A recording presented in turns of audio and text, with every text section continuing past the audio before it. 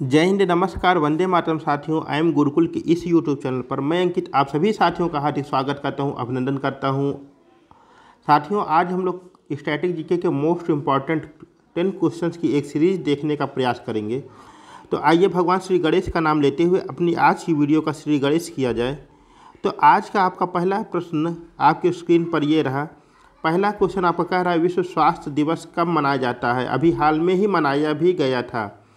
तो यह पहला ऑप्शन आपका दे रखा है 13 फरवरी, दूसरा ऑप्शन आपका दे रखा है 1 मई, ऑप्शन नंबर तीसरा है 8 मार्च, या ऑप्शन नंबर चौथा है 7 अप्रैल। आपको बताना है विश्व स्वास्थ्य दिवस कब मनाया जाता है।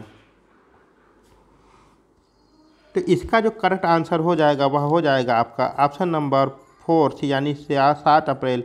7 अप्रैल को आपका प्रतिवर्ष राष्ट्रीय स्वास्थ्य दिवस के रूप में मनाया जाता है।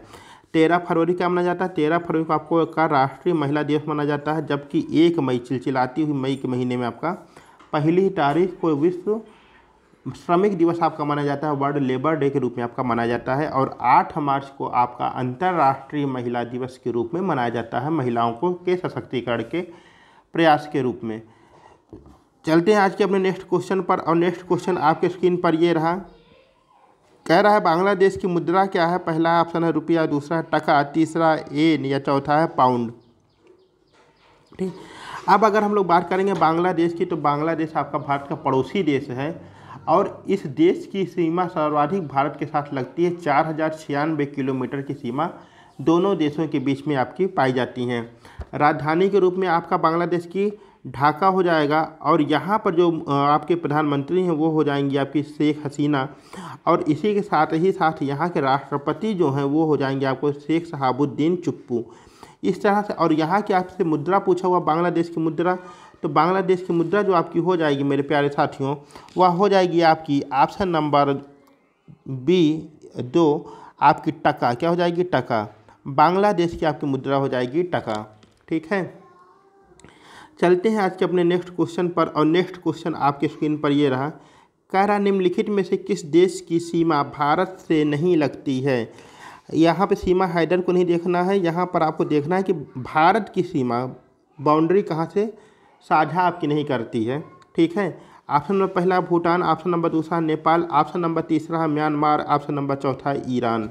ठीक, तो यहाँ पर करेक्ट आंसर हो जाएगा आपका, वह हो जाएगा आपका, तो यहाँ पर देखिए आपका भूटान भी सीमा लगाता है, नेपाल भी लगाता है, म्यांमार भी लगाता है, और आपका ऑप्शन नंबर डी ईरान नहीं लगाता है। कौन नहीं लगाता? ईरान। ठीक है, और ईरान की राजधानी क्या हो जाएगी आपकी? ईरान की हो जाएगी तेहरान।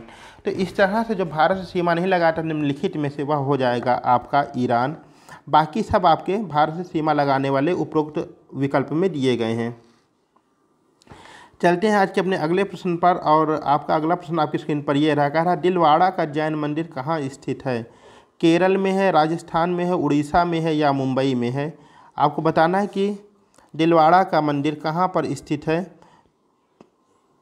तो यहाँ पर जो आपका दिलवाड़ा का जैन मंदिर है बहुत फेमस मंदिर है, और कई बार ये आपके एग्जाम में पूछा गया है।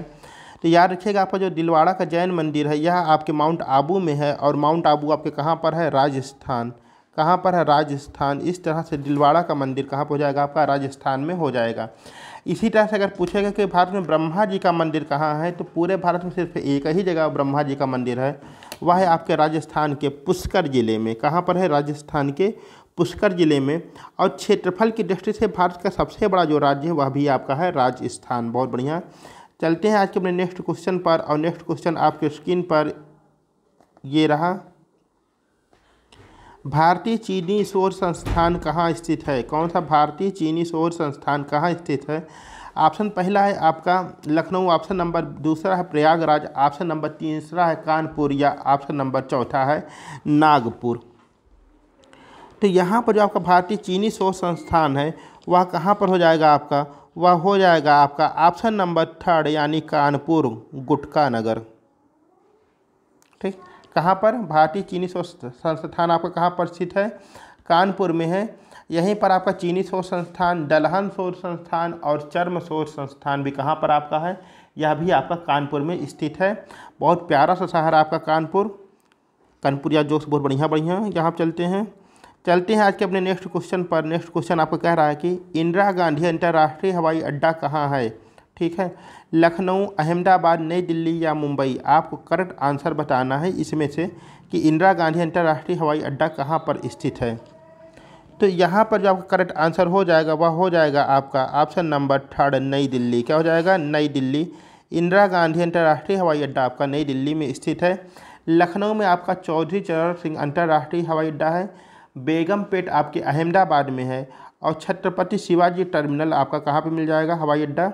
यह आपका मिल जाएगा मुंबई में। तो इंदिरा गांधी अंतर्राष्ट्रीय हवाई अड्डा कहाँ पर स्थित है आपका? यह हो जाएगा आपका नई दिल्ली में। ठीक है, चलते हैं आज के नेक्स्ट क्वेश्चन पर। नेक्स्ट क्वेश्चन आपके स्क्रीन पर ये रहा कि अमृत दीवान कप का संबंध किस खेल से है? अमृत दीवान कप का संबंध किस खेल से है? पहला ऑप्शन है क्रिकेट, दूसरा तीरंदाजी, तीसरा बैडमिंटन या चौथा पोलो। तो आपको बताना है अमृत दीवान कप का संबंध किस खेल से है।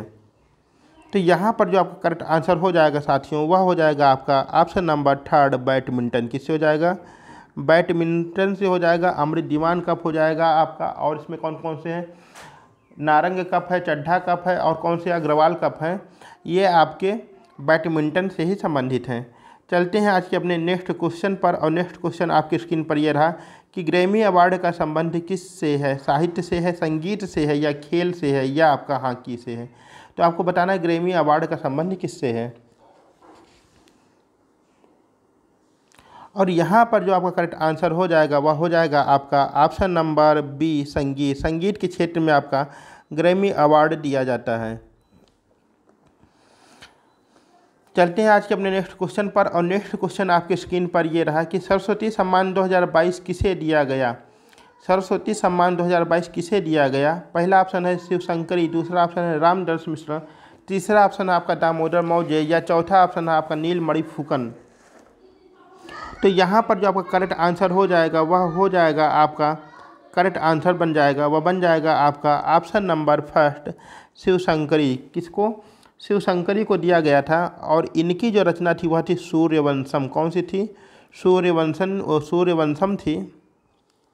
और ये किस भाषा की हैं? ये है तमिल भाषा की। किस भाषा की हैं? तमिल भाषा की हैं शिवशंकरी। और इनको सूर्यवंशम के लिए सरस्वती सम्मान 2022 दिया गया था। जबकि रामदास मिश्रा को सरस्वती सम्मान 2021 दिया गया था। हिंदी के लिए इनकी रचना थी मैं तो यहाँ हूँ। और अगर दामोदर मावजे की बात करेंगे इनको 57वां ज्ञानपीठ अवार्ड दिया गया था। और आपके नीलमणि फुकन साहब को 56वां ज्ञानपीठ पुरस्कार दिया गया था। इस तरह से आपको सरस्वती सम्मान 2022 किसे दिया गया था? तो याद रखिएगा मेरे प्यारे बच्चों कि यह दिया गया था शिवशंकरी को। और किस रचना पर? सूर्यवंशम पर दिया गया था। किस भाषा की है? तमिल भाषा की है। बहुत बढ़िया। चलते हैं आपके नेक्स्ट क्वेश्चन पर। और नेक्स्ट क्वेश्चन कह रहा है कि धर्म गार्जियन सैन्य अभ्यास किन देशों के बीच में होता है? धर्म गार्जियन सैन्य अभ्यास किन देशों के बीच में होता है? पहला है भारत चीन या दूसरा है भारत अमेरिका, तीसरा भारत और नेपाल या चौथा भारत और जापान। तो देखिए दो देशों के बीच में क्या होता है? सैन्य अभ्यास होती है, मिलिट्री एक्सरसाइज होती हैं। तो उससे एक फ़ायदा ये होता है कि दोनों देश एक दूसरे की जो टेक्नोलॉजी है उसके बारे में जान जाते हैं और क्या सुधार करना है और नई नई टेक्नोलॉजी क्या आ रही इन सब चीज़ों पर उनको क्या होता है एक बार पूरी विस्तृत जानकारी मिल जाती है। तो यहाँ पे आपकी जो है सैन्य अभ्यास होता है। यहाँ पर कह रहा है धर्म गार्जियन सैन्य अभ्यास किन दो देशों के बीच में होएगा?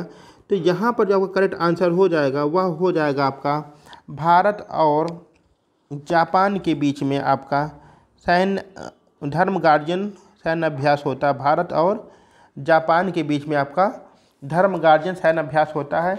भारत और चीन के बीच में आपका हैंड टू हैंड होता है, hand to hand military exercise होती है। भारत और नेपाल के बीच में होता है आपका सूर्य किरण। कौन सा होता है? सूर्य किरण होता है। और भारत और अमेरिका के बीच में टाइगर ट्रम्प होता है। क्या होता है? टाइगर ट्रम्प होता है। इस तरह से जो है आपका धर्म गार्जियन सैन्य अभ्यास भारत और जापान के बीच में हो जाएगा। चलते हैं आज के नेक्स्ट क्वेश्चन में। क्वेश्चन आपका यहीं तक था। वीडियो पूरी देखने के लिए आप लोगों को बहुत बहुत धन्यवाद। और आप लोग चैनल पर नए हो चैनल को सब्सक्राइब अवश्य करिए। मिलते हैं अपनी अगली वीडियो में, तब तक के लिए जय हिंद। अपना ख्याल रखिएगा मेरे प्यारे साथियों।